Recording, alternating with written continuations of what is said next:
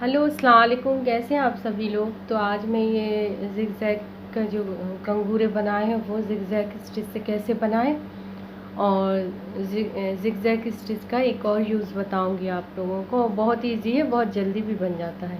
तो ये zigzag stitch से मैंने ये बनाई है बाउंड्री, और आप फ्रॉक कुर्ती किसी में भी बना सकते हैं। और ये बेल, तो दोनों का मैं तरीका आपको बता देती हूँ। सबसे पहले अपन बेल बना रहे हैं, तो बेल के लिए मैं जो जे है ना, जे वाली ग्रीन कलर की, उस पे ले जाऊंगी अपना सिलेक्टर। तो ये जे पे मैं ले आई हूँ, और इसको मैं ग्रीन वाली है तो ग्रीन के डबल एस पे, और विर्द वाले को तो जिगजैग फुल जिगजैग है ना, उस पे ले जाऊंगी बड़ी जिगजैग पे स्टिच टाँका लूँगी। और सिंपल थ्रेड है जो नॉर्मल यूज़ करते हैं, आप सिल्क का थ्रेड भी ले सकते हैं। यहाँ बकरम है पीछे साइड, और इस साइड कपड़ा है। तो जिस पे भी बनाया बकरम लगा लें, या फिर नीचे कागज़ रख लीजिए, है ना। कागज़ भी, न्यूज़पेपर वगैरह भी काम आ जाता है। और कुछ नहीं, जैसे सिंपल आपने मशीन चलानी है, आपने चला देनी है, और बहुत क्विकली ये बन के रेडी हो जाएगी। तो ये सिंपल सेटिंग है जो अपन ने पहले की है। ये देखिए, ये अपने इस तरह से ग्रीन कलर की बेल तैयार हो गई है। अब इस पे बूटियाँ बनाएंगे छोटी छोटी, तो उसके लिए अब आपको मार्किंग कर लेनी है। यहाँ पर ये जो कोने हैं ना, ये इस तरह की लीव्स के ऊपर ऊपर एक एक अपन बूटियाँ बना देंगे। इस तरह से मैंने जहाँ जहाँ पेंसिल के डॉट्स बनाए वहीं वहीं मैं बूटियाँ बना दूँगी। तो बूटियाँ बनाने के लिए आप कोई भी कलर का थ्रेड यूज़ कर सकते हैं, कंट्रास्ट। तो मैं यहाँ येलो कलर यूज़ कर रही हूँ, आप पिंक वाइट रेड कोई भी यूज़ कर लीजिए। उसके बाद मैं नीचे की थोड़ी सी सेटिंग करूँगी, ये दांते जो होते हैं ना उसको अंदर करने के लिए। तो ये जो हुक दिख रहा है ना, इसको नीचे डाउन करूँगी, और इस तरीके से डाउन किया, और इस तरीके से साइड में सरका के अप कर दिया, इसको सेट कर दिया। ये सेकंड वाला जो कट होता है ना, इधर पे आपका आके फंस जाएगा। और इससे क्या होगा, ये जो मशीन के ऊपर दांते दिखते हैं ना, ये अंदर की तरफ चले जाएंगे, तो अपना कपड़ा मूव नहीं करेगा। अपन अपने हिसाब से कपड़े को मूव करा पाएंगे। नॉर्मली कपड़ा पीछे की तरफ सरकता जाता है जब अपन सिलाई करते हैं, इसमें ऐसा नहीं होगा। विड्थ को आप अपने हिसाब से सिलेक्ट कर लीजिए।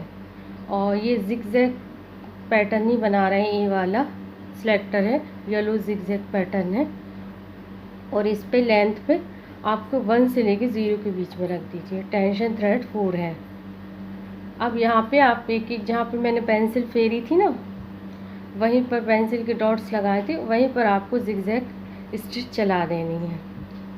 नीचे दांते करने से क्या होगा, जिगजैग स्टिच आगे और पीछे की तरफ नहीं बढ़ेगी, अपनी जगह सेट रहेगी, एक ही जगह बार बार निडल चलेगी। तो इससे अपनी बूटियाँ बन जाएंगी। देखिए, एक ही जगह निडल चल रही है, मूव नहीं कर रहे हैं, कपड़ा आगे और पीछे नहीं हो रहा है, बस एक ही एक जगह निडल चलेगी। थ्रेड को पकड़ लीजिए, और इस तरीके से, ये देखिए मैंने इस तरह से थ्रेड को पहले स्टार्टिंग में से होल्ड कर लीजिए, ये, और इस तरह से जिगजैग स्टिच चला दीजिए।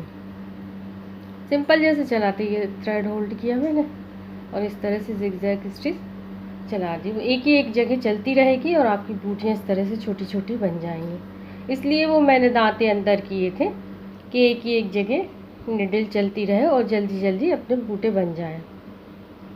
क्योंकि अपन को छोटे छोटे डॉट्स ही बनाना है, इसलिए निडल को मूव नहीं करा रहे हैं कपड़े को अपन। इस तरह से आप सरकाते जाइए, और ये जिगजैग ही स्टिच है, बस ये छोटे छोटे एक ही एक जगह बिना मूवमेंट के चल रही है। इस वजह से ये छोटे छोटे से डॉट बनते जा रहे हैं, और ये बहुत जल्दी बन जाती है, कोई मुश्किल नहीं होने वाली। देखिए, एक ही साइड में बन गए हैं सारे ये डॉट छोटे छोटे से। तो इस तरह से लगता है छोटी छोटी कलरफुल बूटियाँ बन जाती हैं। और ये बीच का जो धागा है ना, ये स्कैप करने के दौरान होता है, फुट को एक जगह से दूसरी जगह ले जाने के दौरान, तो इस धागे को आप काट लीजिए। ये आ ही जाएगा, तो आपको काट के इसको अलग करना पड़ेगा, थोड़ा सा जड़ से इसको काट के निकाल दीजिए। और ये काफ़ी मज़बूत होती है, क्योंकि ये मशीन बार बार एक ही जगह चलती है, तो ये बूटियाँ भी स्ट्रांगली इसमें अटैच हो जाती हैं। तो ये अपने दूसरी साइड भी मैं ऐसे ही बना ले रही हूँ, और बना के फिर मैं आपको बताती हूँ कि दूसरी साइड में भी मैंने देखी इस तरीके से बना ली है। तो ये अपनी बेल तैयार हो गई है। इस तरीके से आप किसी भी सूट, शलवार, दुपट्टे कॉटन के, बहुत बच्चों की फ्रॉक्स में बना सकती हैं। अब ये विर्द वाला सिलेक्टर भी जिगजैग पे ही है, और आप इसको जितना में चाहे उतने में सेट कर लीजिए, बड़ी छोटी जितनी भी बनाना हो आपको। ये लेंथ वाला भी पहले ही जितना सेट है, और ये येलो वाला भी ए पे ही मेरा जिगजैग पैटर्न है। तो यहाँ पे मैं ये बना रही हूँ जिगजैग वाले कंगूरे। तो देखिए इस तरह से मैं चलाते हुए लाऊंगी जिगजैग की मशीन, और फिर दूसरी साइड से इस तरीके से। लेकिन पहले आप इधर से लाएंगे है ना, ऐसे ऐसे आएगा, कॉर्नर ऐसे बनेगा। फिर इस साइड से ये ऐसे, जहाँ से मैं पैन फेरेंगे इधर से लाएंगे। इस तरीके से आपके कंगूरे नोकदार सही से बन जाएंगे, और आपको एक के ऊपर एक मशीन डबल भी नहीं चलानी पड़ेगी। नहीं, कॉर्नर हार्ड नहीं होंगे इस तरह से चलाने से।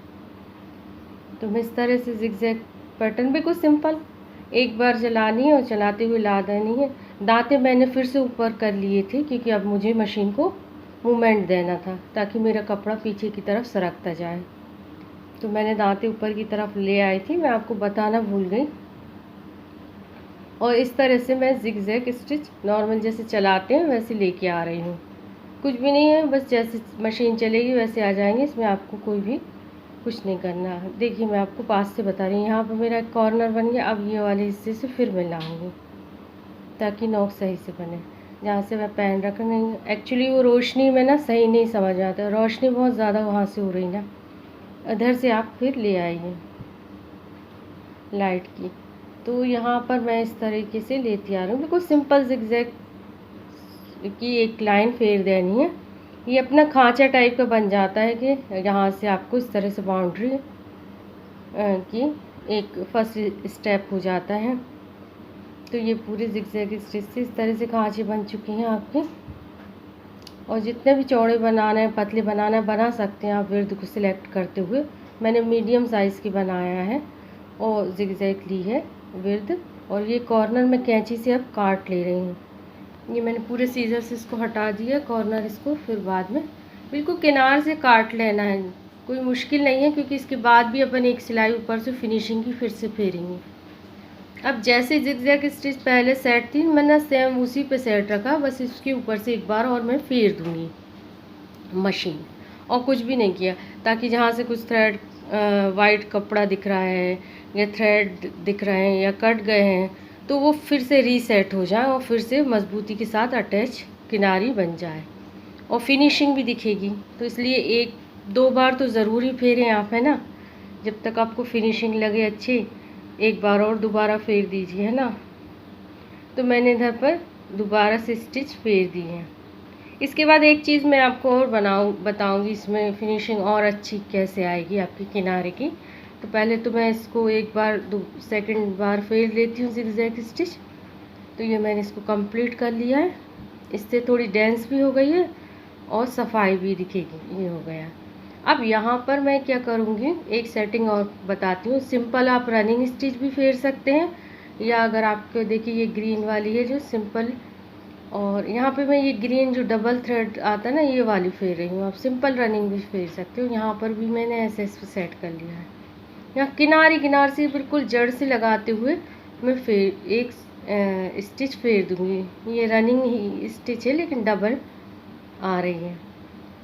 इस तरह से सिंपल स्टिच फेरते हुए भी आप ला सकते हैं। इससे किनारी ना फिनिशिंग के साथ देखिए कि अब फिनिशिंग और ज़्यादा निखर के आई है। चलिए, तो फिर आप बताइएगा इस तरह से आपको मेरी ये सिंपल डिज़ाइन कैसी लगी। अल्लाह हाफिज़, खुदा हाफिज़।